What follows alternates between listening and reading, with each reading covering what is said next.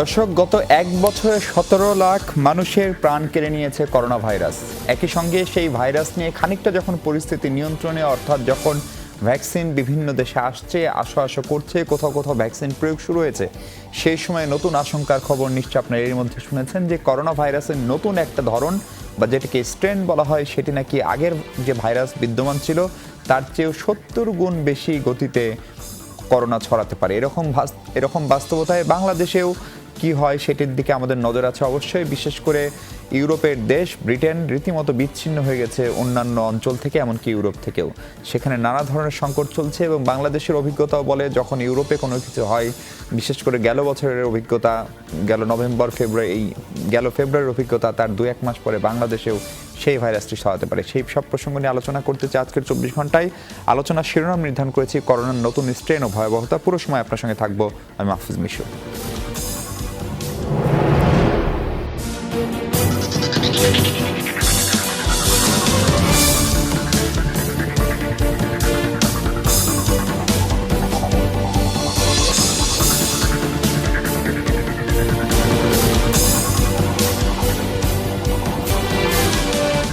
দর্শক, বলছিলাম করোনা ভাইরাসের নতুন স্ট্রেন এবং এর ভয়াবহতা নিয়ে কথা বলবো। আমাদের সঙ্গে যুক্ত আছেন আইইডিসিআর এর প্রধান বৈজ্ঞানিক কর্মকর্তা ডক্টর এএসএম আলমগীর। আমাদের সঙ্গে আরও যুক্ত আছেন মহামারী নিয়ন্ত্রণ ও প্রস্তুতি বিভাগ আইসিডিডিআরবির সাবেক প্রধান ডক্টর আনোয়ারুল ইকবাল। আমাদের সঙ্গে যুক্ত আছেন বাংলাদেশি কোম্পানি গ্লোব বায়োটেকের ব্যবস্থাপক quality and regulatory operation doctor Mohammad Mohiuddin, এবং আমাদের সঙ্গে লন্ডন থেকে যুক্ত আছেন প্রবাসী সম্প্রচার সাংবাদিক জনাব বুলবুল হাসান। আপনাদের চারজনকে স্বাগত আজকের 24 ঘন্টায়। আলোচনা শুরু করতে চাই লন্ডনে থাকা সম্প্রচার সাংবাদিক বুলবুল হাসান আপনাকে দিয়ে, কারণ আমরা গণমাধ্যমে, বিশেষ করে আন্তর্জাতিক গণমাধ্যমে, আমাদের গণমাধ্যমে যা খবর পাচ্ছি তাতে ব্রিটেন মোটামুটি এক প্রকার বিচ্ছিন্ন হয়ে গিয়েছে এবং আমরা জানি যে ব্রিটেনের যে দৈনন্দিন পণ্য সেগুলো ইউরোপের বিভিন্ন দেশ, ফ্রান্স সহ সেগুলো থেকে সরবরাহ করা হয়, সেগুলো সব আটকা পড়েছে। ফলে বাজারে এক ধরনের কৃত্রিম সংকট। আপনারা আসলে কেমন আছেন এখন? লন্ডনের পরিস্থিতি কি, সেটি শুনে একটু শুরু করতে চাই। ধন্যবাদ মিশু। আমরা গণমাধ্যমের বরাত দিয়ে যেসব সংখ্যা পাচ্ছি তাতে করে সংখ্যাগুলো, মৃত্যুর যে সংখ্যা, যেমন শুরুটা করতে চাই আজকের মৃত্যুর পরিমাণ দিয়ে, তার 744 জন মারা গেছেন আজকে, এবং বলা হচ্ছে যে এপ্রিলের পরে এই সংখ্যা সবচেয়ে বেশি। কাজে এটা তো এক ধরনের সংখ্যা জাগানিয়া। 2 নম্বর হচ্ছে যে আপনি কিছুক্ষণ আগে বলছিলেন যে নতুন যে ভ্যারিয়েন্টের দেখা মিলেছে সেটির যে বিস্তারের যে সক্ষমতা, হ্যাঁ, সেই অনুযায়ী কিন্তু মানুষ এক ধরনের ভয়ের মধ্যে রয়েছে। কিছুক্ষণ আগে এখানকার যে হেলথ সেক্রেটারি বা স্বাস্থ্যমন্ত্রী, তিনি একটি সংবাদ সম্মেলন করেছেন এবং তিনি বলেছেন যে যে ভয়াবহ দিকে যাচ্ছে, তাতে করে যে ক্রিসমাসের যে ধরনের ফ্লেক্সিবিলিটি ছিল, যতটুকু ছিল, এটিকে বাতিল করে বক্সিং ডে থেকেই আমরা লন্ডনে যারা আছি আমরা টিয়ার 4 অর্থাৎ লকডাউনের খুব কাছাকাছি একটি অবস্থার ভেতরে রয়েছি রেস্ট্রিকশনের বিবেচনায়, এবং এটিকে আরো বিস্তৃত করে পূর্ব ইংল্যান্ড এবং দক্ষিণ পূর্ব ইংল্যান্ডেও সেই নিয়মটি চালু হতে যাচ্ছে বক্সিং ডে থেকে। এবং পণ্য পরিবহনের যে বিষয়টি, যে ফ্রান্স ইংল্যান্ড বর্ডারে আপনি জানেন যে অসংখ্য লরি আটকা পড়েছিল, সেটি কিছুক্ষণ আগে থেকে হাঁটতে শুরু করেছে। তবে সেখানেও কিন্তু কয়েকটি বিষয় লক্ষ্য রাখতে হবে, যে এই যে রোগ যাতে বিস্তার লাভ করতে না পারে সেখানে র্যাপিড টেস্টিং এর ব্যবস্থা করা হয়েছে, এবং যে গতিতে সেই লরিগুলোকে ছাড়া হচ্ছে তাতে করে পণ্য পরিবহন এবং স্বাভাবিক জীবনযাত্রার উপর এটা একটা দারুণ ভয়াবহ ইম্প্যাক্ট পড়বে বলে সবার ধারণা। তো এই অবস্থায় আমরা আসলে সবাই এক ধরনের সংখ্যা নিয়ে অপেক্ষা করছি যে কোন দিকে যায়। এবং ভ্যাকসিনের ক্ষেত্রে আপনি জানেন যে মাত্র 5 লক্ষ ভ্যাকসিন এখন পর্যন্ত দেওয়া হয়েছে, কিন্তু এই দেশের বিপুল জনগোষ্ঠী এখনো ভ্যাকসিন পাননি। নতুন বিতর্ক আবার শুরু হয়েছে। টনি ব্লেয়ার, সাবেক প্রধানমন্ত্রী, তিনি বলছেন যে 2টো ডোজ, যে ফাইজারের ভ্যাকসিন 2টো ডোজ দেওয়ার কথা, একটি ডোজ দিলে 91% পর্যন্ত এফিকেসির একটা নিশ্চয়তা রয়েছে।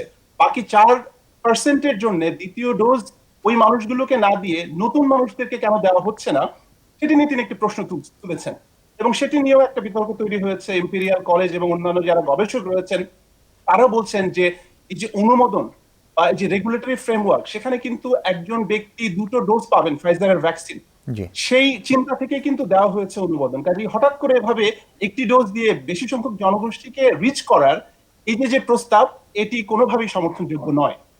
জি, আমি পরিস্থিতি বোধহয় খানিকটা বুঝতে পেরেছি। ডাক্তার এস এম আলমগীর, আমরা আজকেও স্বাস্থ্যমন্ত্রীর কথা শুনেছি, আমরা আমাদের বিমান চলাচল নিয়ে সরকারের যে উচ্চ পর্যায়ের কমিটি তারা রীতিমতো বৈঠক করেছেন, লন্ডনের সঙ্গে যোগাযোগ, বিমান চলাচল বন্ধ করবেন কি করবেন না সেটি নিয়ে এক ধরনের সতর্কতা বা উদ্যোগ চলছে। আপাতত যেটি বলা হয়েছে, যুক্তরাজ্য থেকে কেউ আসলেই 7 দিনের সরকারি উদ্যোগে কোয়ারেন্টাইন বাধ্যতামূলক, তারপরে পরীক্ষার পরেই তারা চূড়ান্ত সিদ্ধান্ত হবে। আমার প্রশ্নটা হচ্ছে, এই যে নতুন স্ট্রেন, সেই স্ট্রেনটার উপস্থিতি ভারত বলছে, আমাদের প্রতিবেশী, তাদের স্বাস্থ্য বিভাগ, যে এখন পর্যন্ত তারা পাননি ভারতের মাটিতে। আপনাদের তথ্য কি বলে, বাংলাদেশে কি এই নতুন স্ট্রেনটার কোনো উপস্থিতি পাওয়া গেছে বা সেটি অনুসন্ধানে আমরা কাজ করছি? ধন্যবাদ। আসলে এই নতুন স্ট্রেনের যে ভয়াবহতা নিয়ে কথা হচ্ছে, এখানে কোথাও কোথাও গ্যাপ আসলে থেকে যাচ্ছে। বৈজ্ঞানিক বিশ্লেষণগুলো আরো বিস্তারিত হওয়া উচিত। এখানে এটা কিন্তু নতুন কোনো স্ট্রেন না, এটা সেপ্টেম্বর থেকে ইংল্যান্ডে এটা সার্কুলেশনে আছে। এখন যখন গ্রেট ব্রিটেন যেটা বলছে সেটা হচ্ছে যে হঠাৎ করে এখন যত রোগী আইডেন্টিফাইড হচ্ছে ইংল্যান্ডে, তার এক এক তৃতীয়াংশই হচ্ছে যে এই স্ট্রেনে আক্রান্ত। অর্থাৎ এই ভাইরাসটি ইংল্যান্ডে যে ভাইরাসটি সার্কুলেশনে আছে, মিউটেশন হওয়ার পরে যে ভাইরাসটি, যে ভেরিয়েন্টটি তৈরি হয়েছে, সেটা মোটামুটি ভাবে সারা ইংল্যান্ডে এখন সার্কুলেশনে চলে যাচ্ছে। এটাই হচ্ছে একটা দিক। আরেকটা দিক, যেটা 70 গুণ ভয়াবহ বলা হচ্ছে, এটা একদমই ঠিক না, সায়েন্টিফিক্যালি ঠিক না, এবং গ্রেট ব্রিটেন যে বিবৃতি দিয়েছে সেখানেও ঠিক না। এটা হচ্ছে যে কোনো ভাইরাসের রিপ্রোডাকশন রেট যদি 1 হয়, এখন হবে 1.7, এটাই বলা হয়েছে শুধু। অর্থাৎ 70 গুণ আর 70 ভাগের মধ্যে এখানে বিশাল একটা তফাৎ দেখা গেছে। এটা 70 গুণ ভয়াবহ কখনোই বলা হয়নি। এটার শুধু একটা জিনিস, কতগুলা জিনিস নিয়ে আমরা সেপ্টেম্বর থেকেই আসলে চিন্তিত ছিলাম। এক, যে ভ্যাকসিনগুলো এখন তৈরি হচ্ছে সেই ভ্যাকসিনগুলো কাজ করবে কিনা। এখন প্রমাণিত সত্য যে সে ভ্যাকসিনগুলো কাজ করবে, যে এই মিউটেশনের পরেও। আরেকটা হচ্ছে যে এটাতে কি ভয়াবহভাবে মানুষ মরতে শুরু করবে কিনা, অর্থাৎ কেস ফ্যাটালিটি বেড়ে যাবে কিনা, সিভিয়ারিটি বেড়ে যাবে কিনা। সেটা দেখা যাচ্ছে যে কেস সিভিয়ারিটি বাড়ছে না। এখন একটাই, আমরা এক জায়গায় এসেছি, এটা নতুন না, এটা কয়েকবার আপনারা শুনেছেন এই প্যান্ডেমিকের সময়, যে স্প্রেডিং ক্যাপাসিটি বেড়েছে। অর্থাৎ এই ভাইরাসটি একজন থেকে যে আরেকজনের ছড়ায় সেই ক্যাপাসিটিটা বেড়েছে এবং ট্রান্সমিসিবিলিটিটা বেড়েছে। অর্থাৎ এটাতে রোগীর সংখ্যা অনেক হবে, কিন্তু ভয়াবহতা অনেক হবে না, যে হসপিটালাইজেশন অনেক হবে তা নয় কিন্তু। এবং এটা কিন্তু বাংলাদেশে প্রথম যখন আপনার ইতালি থেকে বাংলাদেশে প্রথম যখন আসে, সেটাই কিন্তু পরিবর্তিত ভাইরাস ছিল, সেটাই একটা মিউটেশন নিয়ে বাংলাদেশে এসেছিল, এবং সেটাও একটা ভেরিয়েন্ট। এটা হলো 5th variant of this corona virus. যে করোনা ভাইরাসের আমরা যদিও অনেকে বলছি এটা একটা নতুন স্ট্রেন, একটা ভাইরাসের ভিতরে আরেকটা ভাইরাসের স্ট্রেন হয় না। এটা 7th স্ট্রেন টোটাল করোনা ভাইরাসের, সেটার নাম SARS-CoV-2, সেটাই COVID-19 হিসেবে, ডিজিজ হিসেবে পরিচিত। সেই ভাইরাসের একটা ভেরিয়েন্ট নতুন করে দেখা যাচ্ছে, যেটা স্প্রেড হয়। এখন সেপ্টেম্বরে যদি ইংল্যান্ডে শুরু হয়ে থাকে, তাহলে সারা ইউরোপের বহু দেশেই অলরেডি এটা সার্কুলেশনে চলে গেছে, এবং অলরেডি ইউরোপের 7টি দেশ এটা আইডেন্টিফাই করেছে। ভারত বা বাংলাদেশে, আমাদের এই অঞ্চলে যেহেতু আমরা অত্যন্ত সিকোয়েন্স কম করি, সেই তুলনায় এখন পর্যন্ত আইডেন্টিফাইড হয় নাই। কিন্তু আমার মনে হচ্ছে, যেহেতু আমরা অনেকদিন থেকেই এটা সার্কুলেশনে আছে এবং বাংলাদেশের সাথে গ্রেট ব্রিটেনের একটা নিবিড় যোগাযোগ আছে, এটা হয়তো আমাদের থাকতেও পারে। কিন্তু যেভাবে আমরা সবাই আতঙ্কিত হয়ে যাচ্ছি, বা ইউরোপে যে 40টি দেশ গ্রেট ব্রিটেনের সাথে যোগাযোগ বন্ধ করে দিয়েছে, এগুলির অন্য ইমপ্লিকেশনস আছে। আপনি যদি 25শে ডিসেম্বর সামনে, বড়দিন, 1 জানুয়ারি সামনে, বা উৎসব, পূর্ব ইউরোপ এবং ইউরোপের অন্যান্য দেশগুলো লকডাউন কোনোভাবেই কার্যকর করতে পারছিল না, এটা একটা ইস্যু তৈরি হলো। এবং আপনি জানেন মিশু ভাই, যে ইউরোপ এবং আমেরিকাতে এই বড়দিন এবং এই নববর্ষ উপলক্ষে কি রকম মানুষ মুভমেন্ট করে, সেটা থামানোর একটা উপায় হিসাবে এটাকে আমরা ভয়াবহভাবে চিহ্নিত করছি বলেই আমার মনে হয়। এটা ভয়াবহতা একদিকে আছে, বেশি মানুষের ছড়াচ্ছে। সেটি আলমগীর ভাই ভিন্ন বিতর্ক, সেটি নিয়ে আমরা নিশ্চিতভাবে আলোচনা করতেও চাই। আমি একটু ডক্টর আনোয়ারুল ইকবাল আপনার কাছে জানতে চাই, যে জনাব ডাক্তার এস এম আলমগীর বলছিলেন যে আমরা সিকোয়েন্সিং কম করি, কিন্তু আমরা তো অনেকগুলো সিকোয়েন্সিং করেছি এবং সেই সংখ্যা 5 শতাধিক, আমি যদি ভুল না করি। আমাদের BCSIR, শিশু হাসপাতালে, চাইল্ড হেলথ রিসার্চ সেন্টার সহ, ঢাকা বিশ্ববিদ্যালয় এবং আরও একটি বিশ্ববিদ্যালয় সহ। ফলে সেইখান থেকে আমরা, আপনার নিশ্চয় মনে আছে যে আমরা বলছিলাম যে বাংলাদেশে এসে ভাইরাসটি ক্রমশ দুর্বল হয়ে পড়েছে। সেটি বলার পরে কিন্তু আমাদের মানুষের ভিতরে এক ধরনের সাহস সাহস বলি, এবং বিপরীত অর্থে খারাপ অর্থে বললে অসচেতনতা বলি বা এক ধরনের ইগনোর করা, সেটি বেড়েছিল। ফলে এখন আমরা যে জায়গায় আছি সেইখান থেকে ইউরোপের এই ঘটনায় বা লন্ডনের এই ঘটনায় আপনি নিশ্চয় আজকেও খেয়াল করেছেন যে 5 তারিখে ডিসি সম্মেলন ছিল, যেটি সরকারের খুবই গুরুত্বপূর্ণ একটি কর্মসূচি, বিশেষ করে এরকম পরিস্থিতিতে ডিসিদেরকে বিভিন্ন মন্ত্রণালয়, সেটি পর্যন্ত বাতিল করা হলো। ফলে সেটি আসলে কি বার্তা দিচ্ছে? আমরাও কি কোনো বড় বিপদের দিকে যাচ্ছি? জি, ধন্যবাদ, এবং যমুনা টিভির সমস্ত দর্শকদের শুভেচ্ছা জানিয়ে বলছি, আসলে দেখেন, ভাইরাসটা কিন্তু আমাদের এখানে অন্য দেশ থেকে রপ্তানি হয়ে এসেছে, এবং আজকে যে আমাদের মন্ত্রী মহোদয় যেটা করলেন, সারা বিশ্ব কিন্তু ব্রিটেনের সাথে আপনার যোগাযোগ বিচ্ছিন্ন রেখেছে, অ্যাটলিস্ট ফ্লাইটটা বাতিল করেছে, ঠিক আছে। যেহেতু এটা একটা বৈশ্বিক মহামারী, এই করোনা ভাইরাস সম্বন্ধে এখানে আমি মনে করি আমি সহ কেউই এক্সপার্ট না, ওকে। এখন নিত্য নতুন তথ্য আসছে, আমি শুধু আলমগীর ভাইয়ের সাথে কিছু তথ্য অ্যাড করে দিচ্ছি।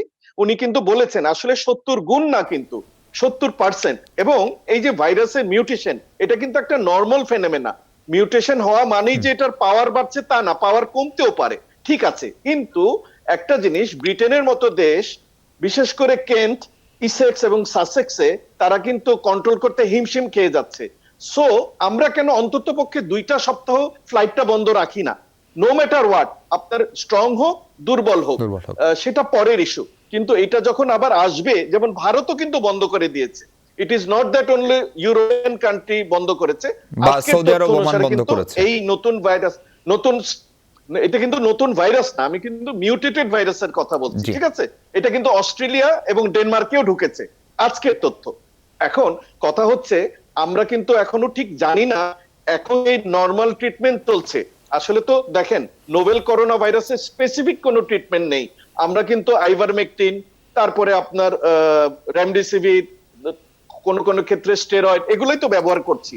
এখন আমি আজকে যে ভিডিওটা দেখেছি লন্ডন থেকে আসা, সেখানে বলছে যে আমাদের যে নরমাল ট্রিটমেন্ট আছে সেটা দিয়ে ট্রিটমেন্ট করা যাবে কিনা সেটার জন্য পর্যবেক্ষণ চলছে। সো আমরা কিন্তু সেইভাবে শিওর না। প্লাস আমাদের দেশের মানুষরা, মেজরিটি মানুষরা, আমি ইনক্লুডেড মি, আমরা কখনোই সেইভাবে সচেতন হইনি এবং আমরা সতর্কতা অবলম্বন করি নাই।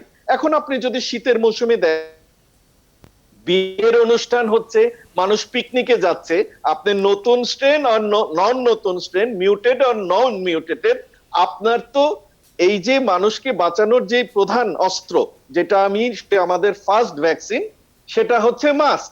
আমার মাস্কটাই পড়তে হবে, এবং মাস্ক থেকে আপনার এই যে ডিস্টেন্স মেনটেন করা, যেটা আমরা সবসময় বলে আসছি। ভ্যাকসিন কোনটা কাজ করবে কোনটা করবে না সেটা পরের বিষয়, কিন্তু এই জিনিসগুলো আপনি ভ্যাকসিনেটেড হলেও কিন্তু মাস্ক ব্যবহার করতে হবে।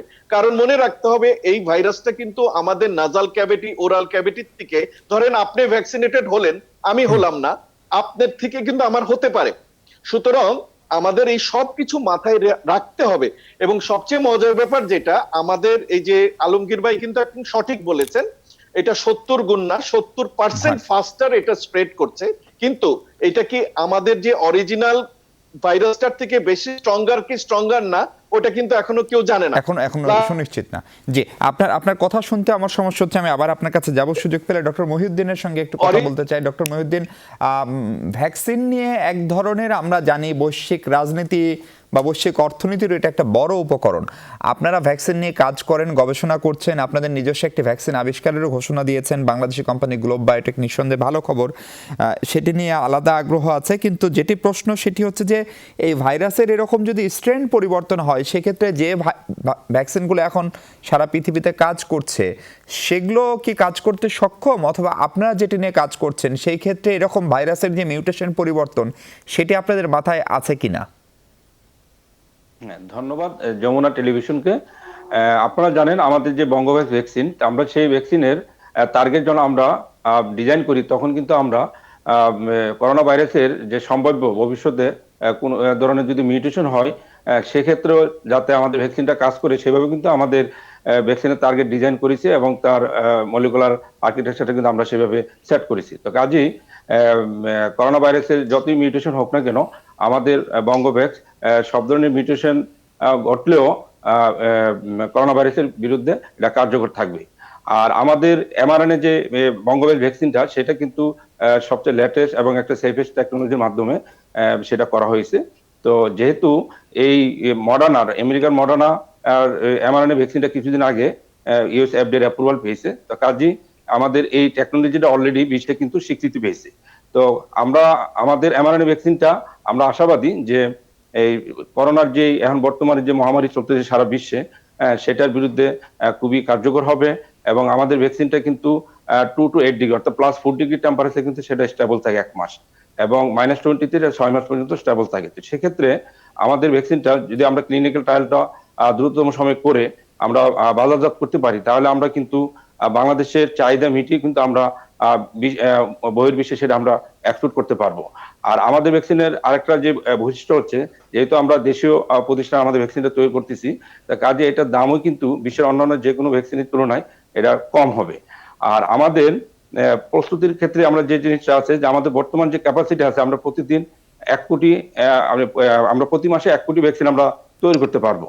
সেক্ষেত্রে আমাদের দেশে কিন্তু কিছু কিছু ভ্যাকসিন ম্যানুফ্যাকচারিং কোম্পানি আছে, তারা আমাদের টেকনোলজিটা যদি ইউজ করে সেক্ষেত্রে কিন্তু ওনারাও যদি আমাদের সাথে ম্যানুফ্যাকচার করে তাহলে কিন্তু আমাদের দেশের যে 17-18 কোটি মানুষের যে চাহিদা সেটা আমরা খুব সহজে মিটিয়ে তুলতে পারবো। ডক্টর মহিউদ্দিন, আপনাকে একটু থামাতেও চাই এবং একটা বিরতি নিতে চাই। আমরা বিরতির আগে ডক্টর আলমগীরের কাছে একটি প্রশ্ন রেখে যেতে চাই। যেহেতু একটু আগে আপনি নিশ্চয়ই শুনছিলেন ডক্টর আনোয়ারুল ইকবালও বলছিলেন যে ফ্লাইট বন্ধ করার একটা কথা খুব জোরে সোরে আসছে এবং বহু দেশ, কেবল ইউরোপের দেশ না, আমাদের প্রতিবেশী ভারত, এমনকি মধ্যপ্রাচ্যের দেশ সৌদি আরব, ওমান, তারাও অনেক দেশের সঙ্গে ফ্লাইট বন্ধ করছে। কারণ কোথা থেকে কি হয় সেটা আমরা জানি না এবং আমাদের অভিজ্ঞতাও ভালো না। ফলে স্বাস্থ্য অধিদপ্তর বা আইডিসিআর এরকম খুব সুনির্দিষ্ট কোনো সুপারিশ সরকারকে, বেসামরিক বিমান পর্যটন মন্ত্রণালয়কে বা পররাষ্ট্র মন্ত্রণালয়কে করতে পারে কিনা বা আপনাদের সে ধরনের কোনো পূর্বাভাস আছে কিনা, সেই প্রশ্নের উত্তর শুনবো। ডক্টর এস এম আলমগীর, আপনার কাছে প্রশ্ন ছিল যে এরকম বাস্তবতায় ফ্লাইট অপারেশন বন্ধ করা কিংবা এয়ারপোর্টের নিরাপত্তা আরও জোরদার করা, বাংলাদেশের সব পর্যটন কেন্দ্রগুলো খোলা, সেগুলোর ক্ষেত্রে আপনাদের স্বাস্থ্য অধিদপ্তরের খুব সুনির্দিষ্ট কোনো সুপারিশ আপনারা সরকারকে করেছেন কিনা বা সেটা করা জরুরি বলে মনে করছেন কিনা? না, এখানে দেখেন না, এয়ারপোর্টেরটা যেটা গত কয়েকদিন যাবতই আসলে আমাদের এখানে নিরাপত্তা জোরদার করা হয়েছে।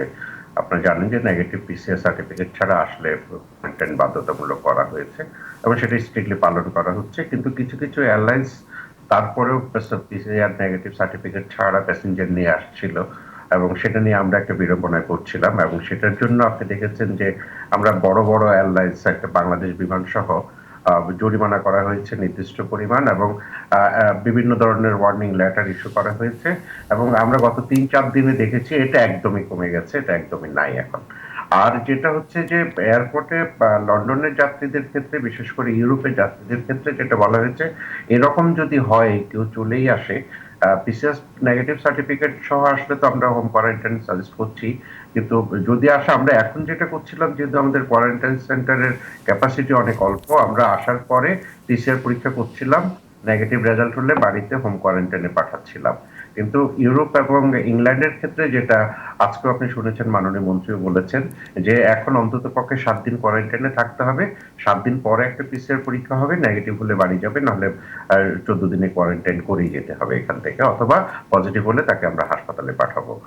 আর পর্যটন কেন্দ্রগুলো খোলা বা শীতকালে তো শুধু যে পর্যটন কেন্দ্র খোলা না, আমাদের জন্য উদ্বেগজনক ব্যাপারগুলো হচ্ছে যে এখন ইদানিং কালে আপনি ঢাকা সহ সারা দেশে যে পরিমাণ বিয়ের উৎসব, বিয়ে হচ্ছে এবং এগুলি সব কমিউনিটি সেন্টার কেন্দ্রিক, এগুলি কিন্তু আমাদের জন্য মারাত্মক হুমকি। এবং এই যে পিকনিক বা পর্যটন কেন্দ্র খোলা, পৃথিবীর যে কোনো জায়গায় যে কোনো জনসমাবেশেই এখন ইনফেকশন ছড়াবে, এটা হলো বাস্তবতা। সেটা বাংলাদেশের জন্য প্রযোজ্য, সেটা সারা পৃথিবীর জন্য প্রযোজ্য। এবং আমরা এই যে বিয়ের গুলা এই যে ইউরোপের শীত বা মার্কিন যুক্তরাষ্ট্রের শীত নিয়ে যে আতঙ্ক, শীত নিয়ে আতঙ্কই কিন্তু ইনডোর অ্যাক্টিভিটিস বেড়ে যাওয়া। কারণ এই শীতের সময় সকল কিছু রেস্টুরেন্ট ইনডোরে চলে যায়, বার পাব গুলা খুলে যায়, সেখানে মানুষের ভিড় বাড়ে। এখানে বাংলাদেশেও আমাদের যখনই এই বিয়ে বাড়িতে ভিড় গুলা বাড়বে, হোটেলে বিয়েগুলো হবে, সেখানে যে কনসেন্ট্রেশন হতে, এই যে মানুষ যে জনসমাগমটা হবে, এটা আমাদের জন্য বিপর্যয় ডেকে আনতে পারে। এই জন্য সবারই আসলে সাবধান হয়। যে ডক্টর আনোয়ার যেটা বলছিলেন যে আমাদের আসলে তো বিকল্প তো কিছু নাই, আমাদের এখন বাস্তবতা এটাই হচ্ছে যে আমাদের স্বাস্থ্যবিধি মেনে চলতে হবে। জি। আলমগীর ভাই, আমি আবার মানতে আপনার কাছে হবে। আসবো। আমি একটু ডক্টর আনোয়ার ইকবালের কাছে যেতে চাই। আনোয়ার ভাই, যেটি ডক্টর আলমগীরও বলছিলেন যে আপনি যদি শুধু খেয়াল করেন কমিউনিটি সেন্টারগুলো বুকিং পাওয়া যাচ্ছে না। এই গত এক বছরের যে স্থগিত বিবাহ সবগুলো সমতে এখন হচ্ছে। আপনি কক্সবাজার বলেন, সিলেট বলেন, পর্যটন কেন্দ্রগুলোতে মানুষের ভিড়, কারণ মানুষ অনেকদিন ধরে বাসায়। স্কুল কলেজ বন্ধ, কিন্তু এরই মধ্যে বেশ কয়েকটি পাবলিক বিশ্ববিদ্যালয় অন্তত শেষ বর্ষের অনার্স শেষ বর্ষ এবং মাস্টার্সের পরীক্ষা নেওয়ার জন্য দিনক্ষণ নির্ধারণ করেছে। তার মানে বিশ্ববিদ্যালয়ের হলগুলো খুলবে। ফলে এই সময়ে এই আচরণগুলো কতখানি ঝুঁকিপূর্ণ মনে হচ্ছে, এবং এটি না করে উপায় নাই, সেটি হচ্ছে যারা এটা করছেন তাদের ভাষ্য। ফলে আসলে কোনো বিকল্প কিছু ভাবা যেত কিনা? দেখেন, একদম প্রথম থেকেই বিকল্প ভাবা যেত, কারণ আমরা সব সময় দেখেন যখন উদাহরণ দেই আমরা খারাপ দেশগুলোর উদাহরণ দেই। খারাপ দেশ বলতে আমি বুঝাচ্ছি যেমন যুক্তরাষ্ট্র, যুক্তরাজ্য, ব্রাজিল এগুলো বলি। কিন্তু শুধুমাত্র প্রিভেনশন করে, শুধুমাত্র মানে আপনার সচেতনতার কারণে এবং স্বাস্থ্যবিধি মেনে চলার কারণে দেখেন তাইওয়ানে এখন পর্যন্ত কোনো কেস আর ডেথ নাই। আমি ভালোগুলো কেন বলি না, আপনি শ্রীলঙ্কার দিকে তাকান, আপনি থাইল্যান্ডের দিকে তাকান, আপনি ভুটানের দিকে তাকান, নেপাল দেখেন, তাহলে আমরা কেন পারবো না? কারণ কি দেখেন, আমরা ন্যাচারালি আমাদের যেহেতু ইমিউনিটি সিস্টেমের কারণেই হোক, সেই তর্কে পরে যাচ্ছি। আমাদের দেশে কিন্তু মৃত্যুর হার, আমি যেটা গভর্নমেন্ট দেয় সেটার উপরে বেসিস করে বলছি, সেই মৃত্যুর হার কিন্তু অন্যান্য দেশের তুলনায় অনেক কম। কিন্তু তাই বলে আমরা স্বস্তির নিঃশ্বাস ফেলে, যেমন ধরেন আমাদের দেশে এখন পর্যন্ত প্রায় 7,500 লোক মারা গেছে, তাদের কি জীবন না? তারা যে মারা গেছে তাদের রেসপন্সিবিলিটি কি আমাদের না? তাহলে 1 কোটি মানে 1 কোটি কত উপরে মানুষ আক্রান্ত, এবং আপনি নিজে এইমাত্র বললেন 17,25,000 লোক মারা গেছে। তাহলে আমরা কি করছি? এজ এ মানুষ হিসাবে, হিউম্যান বিং হিসাবে আমাদের উচিত এখন কি আপনার 500-600 জন লোক নিয়ে বিয়ে করার মতো সময়? আপনি এই মুহূর্তে পিকনিকে যাওয়ার সময়? এখন গভর্নমেন্ট কি পারবে? গভর্নমেন্ট দেখেন, আমাদের কিন্তু জীবিকার কথা মাথায় রেখেই আমি কথাগুলো বলছি।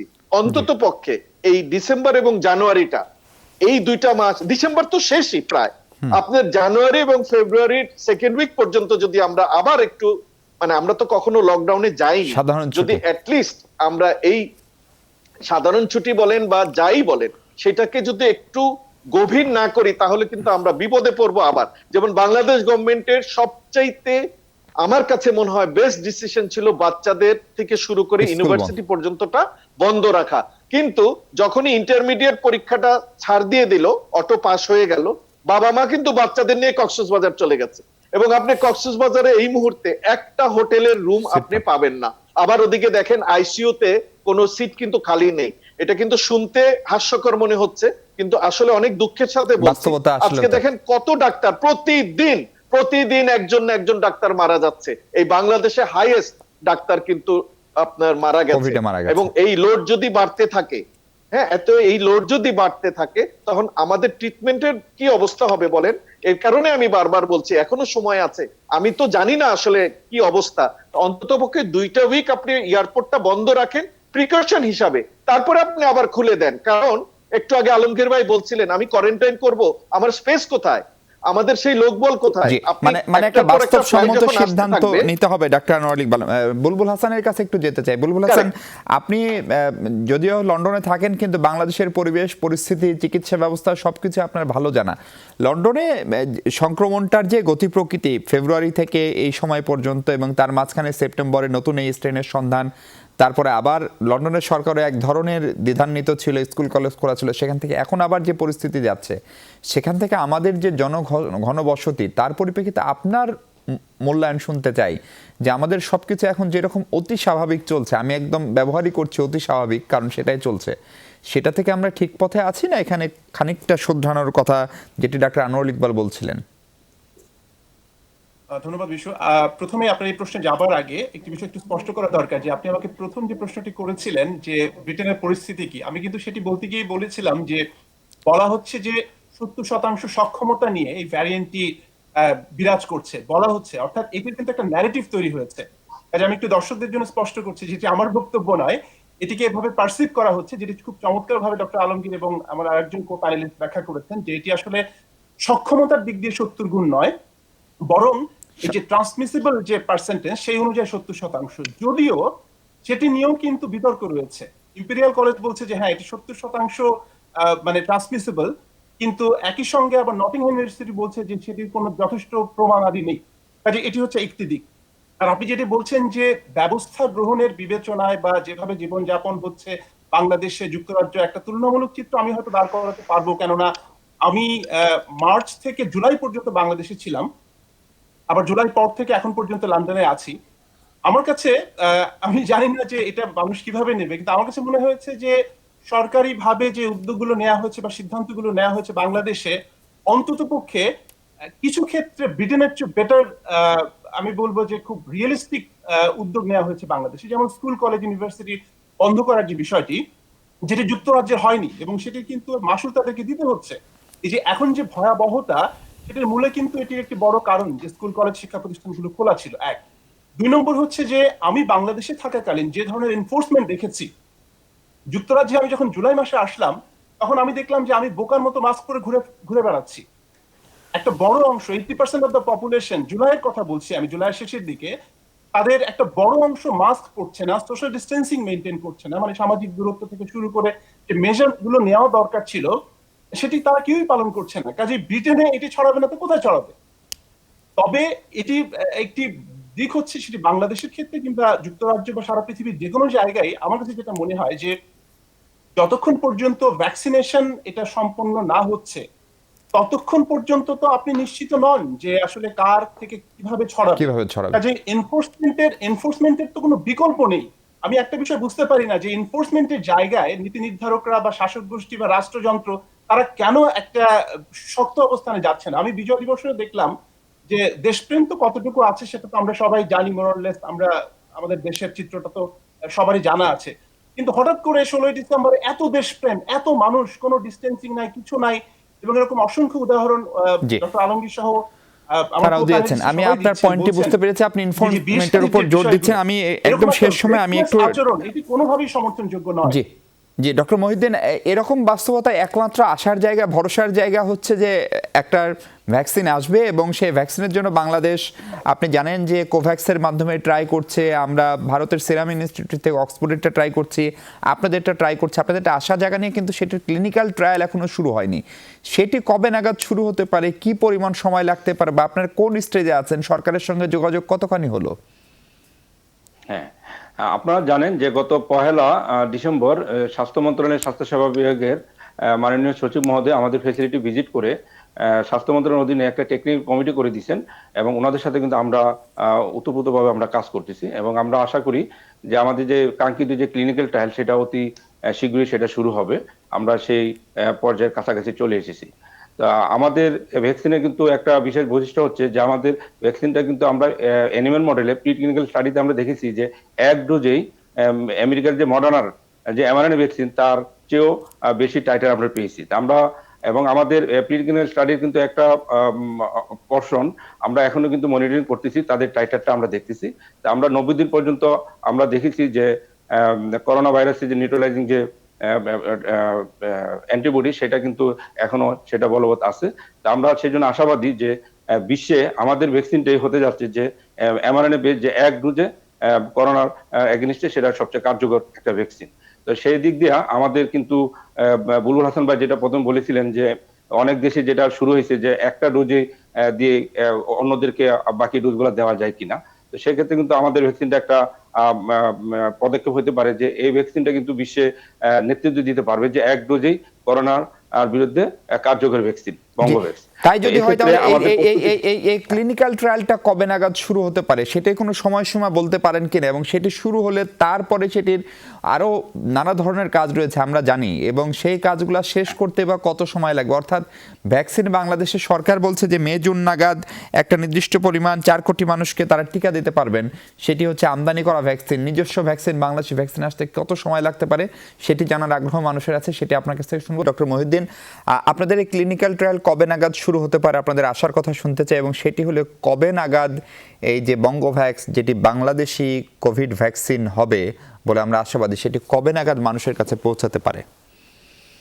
হ্যাঁ, আপনারা জানেন যে আমরা এখন কিন্তু ভ্যাকসিন ট্রায়ালের যে সরকারি যে সংস্থাগুলো আছে সেই সংস্থাগুলোর সমন্বয়ে কিন্তু আমরা কাজ করতেছি।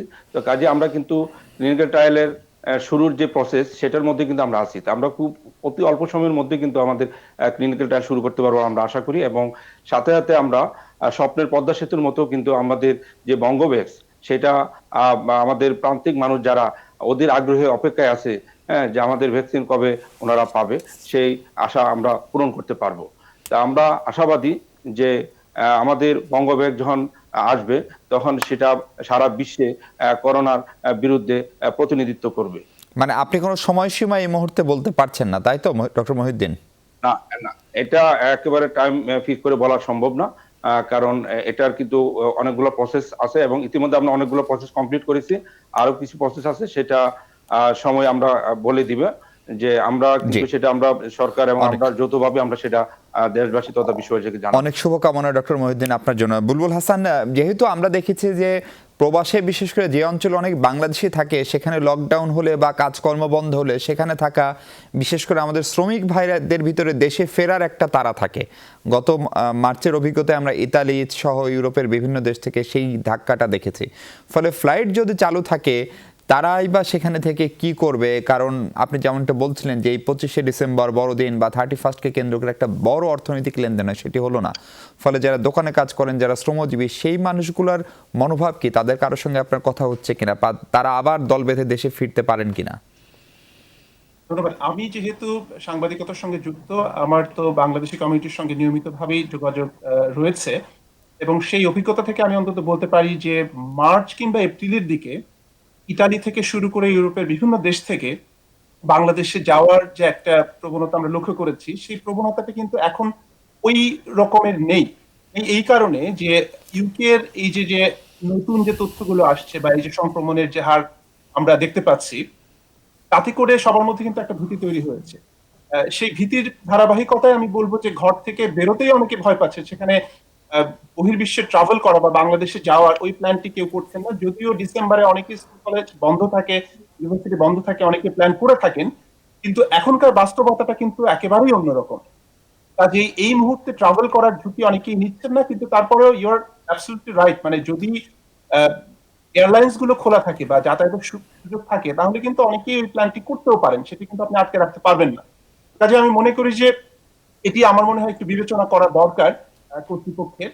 আর ব্রিটেনের ক্ষেত্রে যেটা হয়েছে যে এই যে বিমান চলাচলের ক্ষেত্রে তারা কিন্তু আপনি মার্চ এপ্রিল ওই সময়টাতে দেখেন এবং অল থ্রু যদি দেখেন বিমান চলাচল বন্ধের ক্ষেত্রে কিন্তু তাদের এক ধরনের কি বলবো যে তারা খুবই এক ধরনের নেতিবাচক ধারণা পোষণ করে যে এটি যদি বন্ধ করে দেওয়া হয় তাহলে অর্থনীতির উপরে একটা ইম্প্যাক্ট তৈরি হবে। কারণ আপনি জানেন যে রাজনৈতিক কারণে এবং যে রুট ওয়াইজ যদি আপনি চিন্তা করেন তাহলে যুক্তরাজ্য কিন্তু খুবই গুরুত্বপূর্ণ একটি হাব এয়ারলাইন্স এর জন্য। হ্যাঁ, সেই কারণে তারা কোনোভাবেই চায় না যে এয়ারলাইন্স বন্ধ থাকুক বা এয়ারপোর্টকে তারা ওভাবে বন্ধ করে দেয়।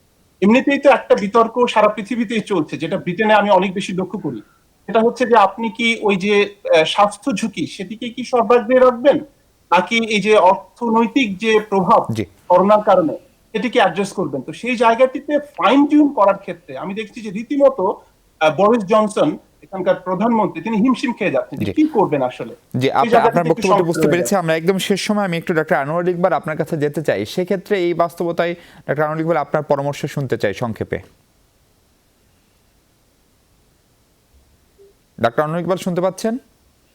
আনোয়ার ইকবাল শুনতে পাচ্ছেন? আমি একটু doctor S M Alamgir, doctor Alamgir আপনার কাছে শুনতে চাই যে এই মুহূর্তে আপনার পরামর্শ কি সাধারণ মানুষের উদ্দেশ্যে, এবং একই সঙ্গে সরকারকেও কোনো সুপারিশ করবেন কিনা যদি আপনি সরকারের সংস্থার সঙ্গে আছেন? আমার আসলে যেটা আমি প্রথম থেকে বলি এখনো বলি যে ভ্যাকসিন আসলেও ভ্যাকসিন না আসলেও যে আমাদের যে বাস্তবতা সেটা হচ্ছে যে আমাকে স্বাস্থ্যবিধি মেনে চলতে হবে। এবং সারা পৃথিবীতে যে ভয়াবহতা আছে এবং সারা পৃথিবীতে আসলে আমরা যদিও আমাদের সাধারণ মানুষকে অনেক বকাবকি করি যে মাস্ক পরে না, স্বাস্থ্যবিধি মানে না, এটা সারা পৃথিবীর জন্য প্রযোজ্য। এক ধরনের কোভিড পেটিংনেস সারা পৃথিবীকে গ্রাস করেছে এবং সারা পৃথিবীতে মানুষ অবাধ্য হচ্ছে। এবং এই জন্য আমাদের যেমন ব্যক্তিগত সচেতনতাগুলো দরকার, আমাদের সামাজিক সংগঠনগুলোকেও এই সচেতনতা তৈরি করার কাজে নামতে হবে। আসলে আপনারাও অতীতে দেখেছেন বাংলাদেশের যে কোনো বিপদে আমাদের সামাজিক সংগঠনগুলো একদম অগ্রগামী সৈনিক ছিল, কিন্তু এই বছর এই কোভিডের মতো মহামারী বিপদের সময় সামাজিক সংগঠনগুলোর ভূমিকা কোথাও যেন হারিয়ে গেছে। সো আমরা যদি সামাজিকভাবে, আমরা যে মাস্ক পরতে বলি, আমার 50 লক্ষ লোক এদেশের প্রান্তিক জনগোষ্ঠী, তার কিন্তু প্রতিদিন একটা করে মাস্ক কেনার সক্ষমতা নাই। তো তাকে তাই সেই মাস্কটা আমরা ব্যবস্থা করে দিতে হবে। এবং আমরা যদি পাড়ায় মহল্লায় এরকম ছোট ছোট সামাজিক সংগঠনগুলোও কাজ করে, তবে সেটা অবশ্যই স্বাস্থ্যবিধি মেনে কাজ করতে হবে। এবং যদি আমরা মাস্ক ডিস্ট্রিবিউশন করি গরিব মানুষের মাঝখানে, তাহলে আপনি দেখবেন যে বিভিন্ন জায়গায় মানুষ এই কাজটা শুরু করবে। তাহলে আপনি আজকে যাকে যে মাস্কটা দিচ্ছেন, সে যদি আগামীকাল ঘর থেকে বের হতে চিন্তা করে, তখন বলবে যে মানুষ রাস্তা দাঁড়িয়ে কষ্ট করে আমাকে মাস্ক ডিস্ট্রিবিউশন করছে, অন্তত আমি মাস্কটা পরে ঘর থেকে বের হই। আর হ্যান্ড ওয়াশ আমরা ভুলে যাচ্ছি আজকাল। কেন সারা পৃথিবীতে গত কয়েক বছর যাবতীয় বলা হচ্ছে আপনি যদি প্রপারলি আপনারা হাত পরিষ্কার রাখেন, অর্থাৎ সাবান পানি দিয়ে 2 হাত ধুয়ে নেন অন্তত পক্ষে 20 সেকেন্ড, তাহলে আপনি 70% সংক্রামক ব্যাধি থেকে নিজেকে রক্ষা করতে পারেন। এবং এই করোনা ভাইরাসের মতো আমাদের মার্স ভাইরাস, ইবোলা ভাইরাস, প্রত্যেকটি ইনভেলার ভাইরাস বাংলাদেশে সহজলভ্য যে কোনো সাবান দিয়ে যদি আপনি হাত পরিষ্কার করেন, তাহলে ভাইরাসের ইনভেলাপ নষ্ট হয়ে যায় এবং ভাইরাসটি মরে যায় এবং এই ভাইরাসটি সংক্রমণ সক্ষমতা আর থাকে না। এবং আমরা যে কোনো অজানা কারণে আমরা দিনের মতো অসংখ্যবার আমাদের 2 হাত দিয়ে নাক মুখ চোখ স্পর্শ করি। আমরা যদি অপরিষ্কার হাতে নাক মুখ চোখ স্পর্শ করি, তাহলে এটা রেসপিরেটরি ট্র্যাক্টের ভাইরাস, অতি সহজে আমি সংক্রমণ হব। এই জন্য আমরা মাস্ক পরি এবং হ্যান্ড ওয়াশ উপরে সবচেয়ে বেশি জোর দিচ্ছেন। অনেক ধন্যবাদ ডাক্তার আলমগীর, অনেক ধন্যবাদ ডক্টর মোহাম্মদ মহিউদ্দিন, অনেক ধন্যবাদ লন্ডন থেকে যুক্ত হওয়া প্রবাসী সাংবাদিক জনাব বুলবুল হাসান। আমাদের সঙ্গে ছিলেন, সংযোগ হারিয়েছে ডাক্তার আনোয়ারুল ইকবাল। দর্শক, ডাক্তার আলমগীরের কথা দিয়ে শেষ করতে চাই, পরিস্থিতি যাই হোক, হাত ধুয়ে এবং স্বাস্থ্যবিধি মেনে মাস্ক ব্যবহার করে আমরা কিন্তু নিজেদেরকে খানিকটা মুক্ত রাখতে পারি। ফলে সেই পথে হাঁটাটাই সম্ভবত আপাতত সবচেয়ে সহজ উপায়। সেই পথে আপনারা হাঁটবেন, সেই প্রত্যাশায় শেষ করছি। ভালো থাকবেন সবাই।